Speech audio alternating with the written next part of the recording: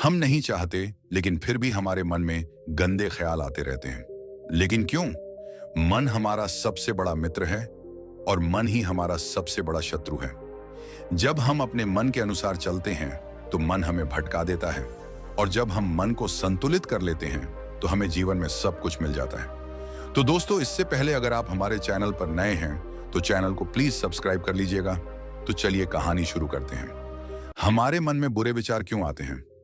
एक बार एक युवक गौतम बुद्ध के पास आया और गौतम बुद्ध से बोला, हे बुद्ध, मेरे मन में इतने गंदे विचार क्यों आते हैं? हम हावी क्यों हैं? यह बेलगाम क्यों हो जाता है? आपने अब तक कितनी बार अपना वादा तोड़ा है? क्या आप इस पानी का बहाव रोक सकते हैं? गुरु ने शिष्य से कहा, यह क्या है? तो देखा आपने संगति का असर क्या होता है। हमारे मन में बुरे विचार क्यों आते हैं? हम नहीं चाहते, लेकिन फिर भी हमारे मन में गंदे ख्याल आते रहते हैं। लेकिन क्यों? मन हमारा सबसे बड़ा मित्र है और मन ही हमारा सबसे बड़ा शत्रु है। जब हम अपने मन के अनुसार चलते हैं तो मन हमें भटका देता है, और जब हम मन को संतुलित कर लेते हैं तो हमें जीवन में सब कुछ मिल जाता है। हम अपने मन में आने वाले गंदे विचारों को रोकने की कोशिश करते हैं, लेकिन जितना हम रोकते हैं उतने ही अधिक ये विचार हमारे अंदर प्रवेश करते हैं। आप किसी चीज से जितना दूर भागेंगे वह चीज उतनी ही ज्यादा आपके पास आएगी। इसलिए उस चीज से दूर न भागें, बल्कि उस पर संतुलन बनाए रखें। एक बार एक युवक गौतम बुद्ध के पास आया और गौतम बुद्ध से बोला, हे बुद्ध, मेरे मन में इतने गंदे विचार क्यों आते हैं? मैं नहीं चाहता कि मेरे मन में गंदे विचार आएं, लेकिन वासना के विचार हमेशा मेरे मन में चलते रहते हैं और मैं उनके बारे में सोच सोच कर बहुत परेशान रहता हूं। ये सब सोचने में मेरी ऊर्जा और समय बर्बाद होता है, और इन्हीं सब विचारों के कारण मैं कभी कभी शांत नहीं रह पाता और हमेशा महिलाओं को देखकर मोहित हो जाता हूं। खुद को रोक नहीं पाते। बुद्ध मुस्कुराए और उन्होंने उस युवक से पूछा, क्या तुम जानते हो कि यह वासना क्या है? तब लड़के ने जवाब दिया और कहा, बुद्ध, मुझे नहीं पता वासना क्या है, लेकिन हाँ, जो भी है यह बहुत बुरी बात है। तब बुद्ध ने उस युवक से कहा, सबसे पहले तुम्हें यह समझना होगा कि जो कुछ भी हमारे अंदर स्वाभाविक रूप से है वह बुरा नहीं है। इसकी हमारे जीवन में किसी न किसी रूप में आवश्यकता पड़ती है। वासना कोई बुरी चीज नहीं है। यह हमारे मन की एक भावना है जो हमें किसी न किसी चीज की कमी का एहसास कराती है, और फिर हम उस चीज को पाने के लिए उस चीज की ओर आकर्षित हो जाते हैं। जैसे अगर आपके पास पैसे की कमी है तो आपके मन में पैसे पाने की इच्छा होती है। वासना जगेगी। इसका मतलब यह नहीं है कि वासना बुरी है, बल्कि यह हमारे मन की एक तरह की जरूरत का एहसास है, और जब यह जरूरत शारीरिक होती है तो हम इसे काम वासना कहते हैं। युवक ने गौतम बुद्ध से कहा, बुद्ध, मैं वासना का अर्थ तो समझ गया, लेकिन आप ही बताइए कि यह कहां से आती है और कैसे आती है? गौतम बुद्ध ने कहा कि वासना कहीं से नहीं आती, यह हमारे अंदर ही है, और इसका होना जरूरी है, तभी मानव जाति का विस्तार होगा। युवक ने कहा, जब यह हमारे अंदर है और जरूरी भी है तो लोग इसे गलत क्यों कहते हैं? बुद्ध ने कहा, यही समस्या है। लोगों ने वासना के बारे में गलत सोच रखी है।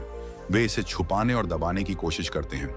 वासना गलत नहीं है, लेकिन वासना का गलत तरीके से उपयोग करना गलत है। लोग जो पसंद करते हैं उसके लिए जीना शुरू कर देते हैं और हर समय उसी के बारे में सोचते रहते हैं, लेकिन यह सब गलत है। बुद्ध ने युवक से कहा, क्या तुम्हें पता है कि जानवर भी सेक्स करते हैं? युवक ने उत्तर दिया, हाँ बुद्ध, जानवरों में भी वासना होती है, क्योंकि जानवर भी अपनी पीढ़ी को आगे ले जाएंगे। बुद्ध ने कहा, तो फिर हम जानवरों की वासना को गलत क्यों नहीं कहते? युवक ने कहा, मैं नहीं जानता महात्मा, आप ही बताएं। गौतम बुद्ध ने कहा था कि जानवर अपनी वासना का उपयोग सुख के लिए नहीं करते, वे अपनी वासना का उपयोग केवल संतान प्राप्ति के लिए करते हैं। प्रकृति ने जानवरों को इतनी समझ नहीं दी है कि वे वासना को अपनी खुशी का आधार बना सकें, जबकि मनुष्य अपनी समझ के आधार पर प्रकृति में पाई जाने वाली हर चीज का उपयोग अपनी खुशी के लिए करता है। हम इंसानों ने काम और वासना को अपनी खुशी का जरिया बना लिया है, जबकि प्रकृति ने हमें अपने वंश को आगे बढ़ाने के लिए दिया है, लेकिन मनुष्य ने इसे अपने जीवन का अंतिम लक्ष्य बना लिया है, और वासना को बेलगाम होने देना गलत है। हम हावी क्यों हैं? तब गौतम बुद्ध ने कहा, अब जो मैं तुम्हें बताऊंगा उसे सुनो, ध्यान से सुनो। तुम्हें वासना का पूरा खेल समझ में आ जाएगा। तुम्हें तुम्हारे सभी सवालों के जवाब मिल जाएंगे। तुम्हें बस ध्यान से सुनकर समझना होगा। तब गौतम बुद्ध ने उस युवक से कहा, एक समय की बात है। गुरु और उनके शिष्य एक आश्रम में रहते थे। शिष्य प्रतिदिन दीक्षा लेने के लिए आश्रम से बाहर गांव में जाते थे। जो शिष्य भिक्षा लेने के लिए गांव में जाता था, रास्ते में एक नदी पड़ती थी, जिससे होकर वह प्रतिदिन भिक्षा लेने के लिए जाता था। एक दिन उसने एक लड़के को पेड़ के पीछे छुपे हुए देखा। वह लड़के के पास गया और पूछा, भाई, तुम इस पेड़ के पीछे छिपकर क्या देख रहे हो? लड़के ने कहा, अरे, क्या तुम्हें वह नहीं दिख रहा जो मैं देख रहा हूं? उसकी नजर नदी पर पड़ी तो वहां कुछ लड़कियां पानी भर रही थीं। लड़कियां 14-15 साल की होंगी। तब शिष्य ने लड़के से कहा, अरे भाई, वहां तो लड़कियां पानी भर रही हैं, इसमें छिपने की क्या बात है? तभी लड़का शिष्य की ओर देखता है और उससे कहता है, अरे मूर्ख, क्या तुम देख नहीं सकते कि मैं क्या कर रहा हूं? वे परियां नदी से पानी कैसे खींच रही हैं? जरा उसके भावों को देखो, उसके कोमल शरीर को देखो। बर्तन उठाते समय उसकी पतली कमर कैसे लचकती है और उसके बाल उसकी कमर पर ऐसे लहरा रहे हैं मानो सुंदरता बिखरी हुई हो। शिष्य फिर से नदी की ओर देखता है और इस बार वह देखता ही रह जाता है। अब तक उसे कुछ भी दिखाई नहीं दे रहा था और वह बिल्कुल निडर था। उसे किसी बात का डर नहीं था, लेकिन अब वह छिपने लगा और उन लड़कियों को ऐसे देखने लगा जैसे उसने कोई अपराध किया हो। और जब वह छिपकर उन लड़कियों को देख रहा था तो वह अंदर से कांपने लगा। डे, और उसने कहा कि यह मैं हूं, मैं क्या कर रहा हूं, मैं जो कुछ भी कर रहा हूं वह सही नहीं है, मुझे यहां से चले जाना चाहिए। और फिर वह जल्दी से चला जाता है। फिर वह आश्रम पहुंचता है। आश्रम में जाकर वह अपने काम में व्यस्त हो गया, लेकिन जो उसने अभी देखा था वह बार बार उसकी आंखों के सामने आ रहा था। उसके दिमाग में वही दृश्य घूम रहा था। यही देखने को उसका मन ललचाया। उसका किसी भी काम में मन नहीं लगता था। वह प्रतिदिन सुबह सुबह भिक्षा लेने के लिए आश्रम से निकल जाता था और नदी के पास स्थित एक पेड़ के पास जाता था, जहां वह लड़का पहले से ही मौजूद होता था और छिपकर अपने साथ लड़कियों को देखता था। अब वह प्रतिदिन ऐसा करने लगा। उसका मन अब किसी काम में नहीं लगता था। वह सदैव किसी न किसी विचार में डूबा रहता था। वह आश्रम का कार्य भी ठीक से नहीं कर पा रहा था। वह न तो ठीक से सो पाता था और न ही ठीक से खा पाता था। उसका मन बेचैन था। उसका मन बार बार उन लड़कियों की खूबसूरती देखने को ललचाता था। जब गुरु भिक्षा दे रहे थे तब भी उनका मन किन्हीं अन्य विचारों में खोया हुआ था। गुरु ने अपने शिष्य की ये हरकतें देखी तो एक दिन गुरु ने शिष्य को अपने पास बुलाया और कहा कि आज से मैं भी तुम्हारे साथ भिक्षा मांगने चलूंगा। तुम और मैं एक साथ भीख मांगने जाएंगे। तभी शिष्य ने गुरु को मना करते हुए कहा कि नहीं गुरुदेव, आप क्यों परेशान हो रहे हैं, मैं ही ठीक से भीख मांग सकता हूं। गुरु ने शिष्य से कहा, ठीक है, तुम अकेले ही भिक्षा मांगने जाओ। इसके बाद शिष्य भिक्षा मांगने निकल गया। शिष्य के जाने के बाद गुरु भी आश्रम से बाहर निकल गए और शिष्य का पीछा करने लगे कि वह कहां जाता है और क्या मिलता है।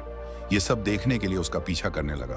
थोड़ी दूर जाने पर गुरु ने देखा कि उनका शिष्य एक अपराधी की तरह एक लड़के के साथ पेड़ के पीछे छिपा हुआ है और छिपकर कुछ देख रहा है। गुरु भी अपने शिष्य के पीछे यह देखने के लिए खड़े हो गए कि उनका शिष्य क्या देख रहा है, जिसके लिए वह अपराधियों की तरह पेड़ के पीछे छिपा हुआ है।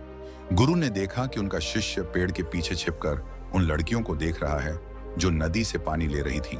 तब गुरु ने शिष्य से कहा, लड़कियों से भी मांगोगे क्या? गुरु की आवाज सुनकर शिष्य का मन घबरा गया और उसे पसीना आने लगा। वह ऐसे कांप रहा था जैसे किसी चोर को पकड़ते समय उसने रंगे हाथ पकड़ लिया हो। उनकी हालत खराब हो गई। वह कुछ भी बोलने में असमर्थ था। शिष्य के साथ जो लड़का था वह भाग गया, जिससे शिष्य और भी घबरा गया। उसके मुंह से केवल कुछ टूटे फूटे शब्द ही निकल रहे थे। वह अपने अध्यापक से आंख मिलाने का भी साहस नहीं कर पाता था। गुरु ने शिष्य की ओर देखकर कहा, मेरा शिष्य निडर है, वह किसी चीज से नहीं डरता, लेकिन यह क्या है? तुम डर के मारे कहां रह रहे हो? शिष्य ने गुरु से कहा, मुझे माफ कर दीजिए, इसमें मेरी कोई गलती नहीं है। उस आदमी ने मुझे धोखा दिया, लेकिन मैं तुमसे वादा करता हूं कि आज के बाद मैं ऐसा दोबारा कभी नहीं करूंगा।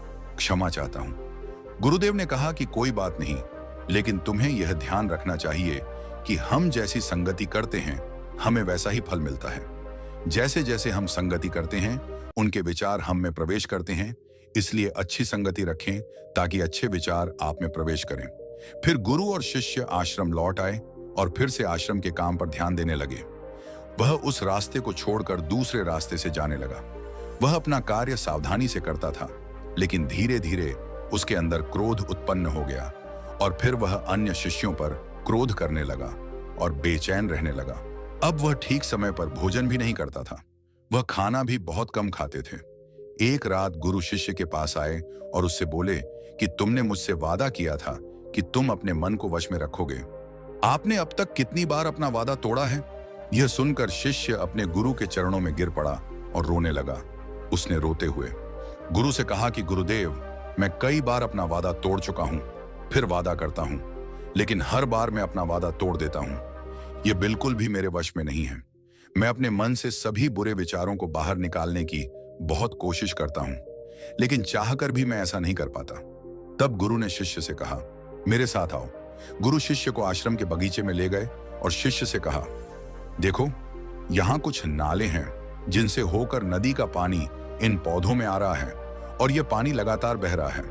क्या आप इस पानी का बहाव रोक सकते हैं? शिष्य ने कहा, हाँ गुरुदेव, मैं इस प्रवाह को रोक सकता हूं। तब शिष्य ने मिट्टी उठाकर उस नाले के किनारे डाल दी। वह पानी थोड़ी देर के लिए रुका और फिर थोड़ी देर बाद उस रेत के ऊपर से पानी आने लगा। गुरु ने शिष्य से कहा, यह क्या है? यह पानी रुका ही नहीं। उसने फिर कुछ कंकड़ उठाए और नाली में फेंक दिए और फिर पानी थोड़ी देर के लिए रुक गया, लेकिन फिर कुछ देर बाद उन कंकड़ पत्थरों के ऊपर से पानी निकलने लगा। गुरु ने कहा, शिष्य क्या हुआ? पानी फिर आ गया है। आप कह रहे थे कि रोकेंगे। क्या हम किसी चीज को पूरी तरह से रोक सकते हैं? तब शिष्य ने कहा, कोई बात नहीं गुरुदेव, मैं इसे रोक दूंगा। पानी और तुम्हें दिखाऊंगा। फिर वह एक बड़ा पत्थर लाया और नाली पर रख दिया। पानी रुक गया। तब शिष्य ने गुरु से कहा, देखिए गुरुदेव, मैंने कहा था कि मैं पानी रोकूंगा। मैंने पानी रोककर दिखाया। मैंने आपकी बात पूरी कर दी।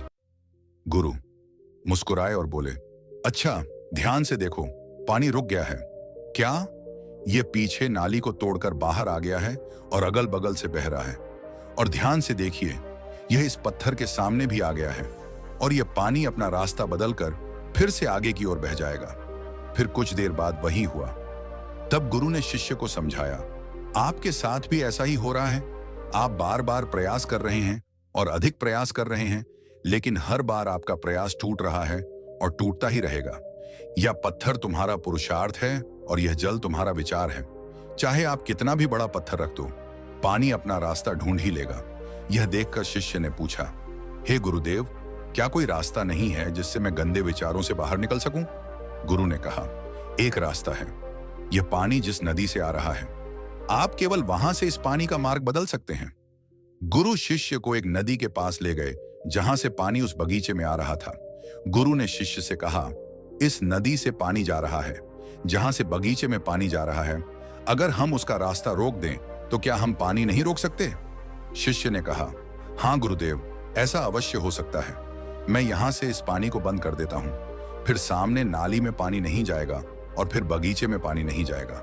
तब गुरु ने कहा, शिष्य, यदि बगीचे में पानी ही नहीं रहेगा तो पेड़ पौधों को पानी कहां से मिलेगा? उन पेड़ पौधों को पानी की जरूरत होती है। तब शिष्य ने सोचा और कहा, यह बात मेरे दिमाग में कभी नहीं आई। इस पानी का बगीचे में जाना भी जरूरी है। गुरु ने कहा, और उनमें से कुछ पेड़ पौधे ऐसे भी हैं जिन्हें रोजाना पानी की जरूरत होती है। वे सूख कर मर जाएंगे, हमें पानी खोलना पड़ेगा। गुरु की बात सुनकर शिष्य ने पानी के लिए रास्ता खोला तो गुरु ने पूछा, यदि हम इस नदी का सारा पानी बगीचे की ओर मोड़ दें तो क्या होगा? शिष्य ने उत्तर दिया, गुरुदेव, वहां जीत हासिल करने के लिए पेड़ पौधे हैं। वे सब पिघल जाएंगे और कुछ भी नहीं बचेगा। गुरु मुस्कुराए और बोले, आप ये समझिए, हमें कुछ भी रोकना नहीं है, बस हमेशा संतुलन बनाए रखना है। पौधे कम पानी से नष्ट हो जाते हैं तथा पौधे अधिक पानी से भी नष्ट हो जाते हैं। हमारा जीवन संतुलन पर चलता है। गुरु ने शिष्य से कहा, अगर मैं तुम्हें आम के बारे में कुछ ऐसा बताऊं जो तुम्हें नहीं सोचना चाहिए, तो तुम्हारे दिमाग में सबसे पहले किसकी तस्वीर आएगी? गुरु ने कहा, जब हम अशुद्ध विचारों को बलपूर्वक रोकने का प्रयास करते हैं तो वे और अधिक मजबूती से हमारे अंदर प्रवेश कर जाते हैं। इसलिए हमें कभी भी उन्हें दबाने की कोशिश नहीं करनी चाहिए। तब गुरु ने शिष्य से कहा, बुरे लोगों की संगति के कारण भी हमारे मन में गंदे विचार आते हैं। कई बार कामुकता हमारे अंदर नहीं होती, लेकिन कुछ अश्लील लोगों के साथ रहने के कारण वह हम पर हावी हो जाती है। तब शिष्य ने कहा, गुरुदेव, आप सही कह रहे हैं, मैं रास्ता भटक गया था। तब वह शिष्य उस रात बहुत शांति से सोया। सुबह उसने अपना काम पूरे मन से किया और फिर सुबह वह भिक्षा लेने के लिए उसी रास्ते से चला गया जहां वह लड़का अभी भी पेड़ के पीछे छिपकर उन लड़कियों को देख रहा था। शिष्य उसे नदी पर ले गया जहां लड़कियां पानी भर रही थीं। उन्होंने उन लड़कियों से पानी मांगा और उनमें से एक लड़की ने उन्हें पानी दिया और शिष्य के पैर छुए। शिष्य ने उन्हें आशीर्वाद दिया कि आप स्वस्थ रहें ताकि मानसिकता सकारात्मक ऊर्जा से भर जाए। उसके चेहरे पर ऐसी मुस्कान आ गई मानो उसे कोई खोई हुई चीज वापस मिल गई हो। वह अपने रास्ते पर वापस जाने लगा। तभी पेड़ के पीछे छिपा लड़का पीछे से आया। वह शिष्य के पास आया और बोला कि क्या बात है, आज आपने करीब से देखा है, तुम तो मुझसे भी आगे निकल गए। तब शिष्य ने कहा, हम हमेशा दूसरों को देखने में लगे रहते हैं। किसी ऐसे व्यक्ति को बताएं जो आपको पसंद हो। अगर वह भी तुम्हें पसंद करती है तो शादी कर लो और उससे पहले तुम कुछ बन जाओ। अपने आप को पहचाने, इस तरह अपना समय बर्बाद न करें। फिर वह लड़का उस शिष्य से रोज मिलने लगा और उसने उस लड़के को नदी पर न जाने के लिए प्रेरित किया और फिर वह लड़का अपने जीवन में कुछ बनने के लिए संघर्ष करने लगा। तो देखा आपने संगति का असर क्या होता है। अपनी संगति बदलो, अपने विचार बदलो। गुरु ने शिष्य से पूछा, क्या तुम्हें तुम्हारे सभी प्रश्नों के उत्तर मिल गए? तब शिष्य ने कहा, हाँ महात्मा जी, धन्यवाद। तब गुरु ने शिष्य से कहा कि जब तुम्हारे मन में गंदे विचार आए तो खुद को दोषी मत मानना। यह शरीर है और यह सब इसने हजारों वर्षों से सीखा है। यह सिर्फ आपके सोचने या शपथ लेने से टूटने वाला नहीं है, बल्कि आपके पास वह शक्ति है, वह ऊर्जा है जिसका आपको संतुलन में उपयोग करना है। आप एक जीवित ऊर्जा हैं जो कुछ भी अनुभव करने के लिए स्वतंत्र है, इसलिए आप स्वयं को जानते हैं। इस कहानी से हमें यह सीख मिलती है कि हमारे विचार बहुत महत्वपूर्ण हैं। हमारे विचार ही हमारे भविष्य की दिशा तय करते हैं। हमें अपने मन में पूरी ताकत से सकारात्मक विचारों को अपनाना चाहिए ताकि हम सही दिशा में आगे बढ़ सकें।